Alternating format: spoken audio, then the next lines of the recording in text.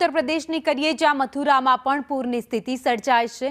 યમુના નદીના પાણી મથુરામાં પણ ઘૂસી ગયા છે। રહેણાંક વિસ્તારમાં નદીના પાણી ઘૂસ્યા છે। ઘરમાં પાણી ભરાતા લોકો ફસાઈ ગયા છે। કેટલાક વિસ્તારમાં લોકોને રેસ્ક્યુ કરવાનો વારો આવ્યો છે। લોકોને સુરક્ષિત સ્થળ પર ખસેડવામાં આવી રહ્યા છે।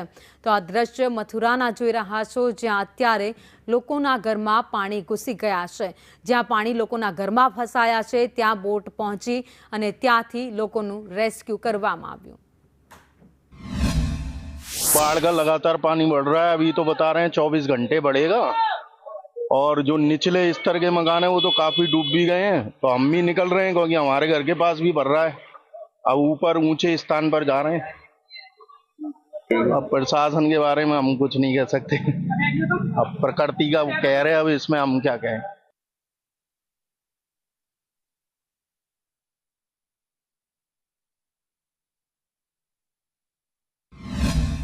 मेरे ख्याल से 1 फुट पानी बढ़ चुका है और शाम को और प्रशासन ने कहा है, चेतावनी दे दी है कि शाम को पानी बढ़ जाएगा और ज़्यादा। तो इसलिए हम सबको अलर्ट कर दिया है, लेकिन अभी भी लोग निकल नहीं पा रहे हैं। क्यों नहीं निकल पा रहे हैं?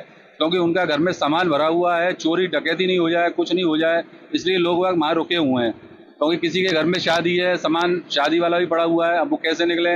कोई और मकान तो है नहीं है, लेकिन रूहानी आश्रम और बिरला मंदिर हमने आप दोनों को बाढ़ राहत क्षेत्र बना दिया है। तो वहाँ रहने की पूरी सुविधा है, खाने की सुविधा है, दवाइयों की सुविधा है, सब चीज़ की पूरी सुविधा दे रखी है हमने।